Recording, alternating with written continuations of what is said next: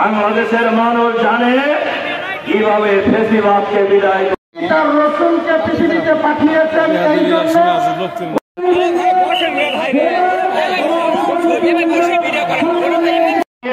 জনসমুদ্রে আমরা অগ্রবর্তীকারী জয়পুরহাটের পক্ষ থেকে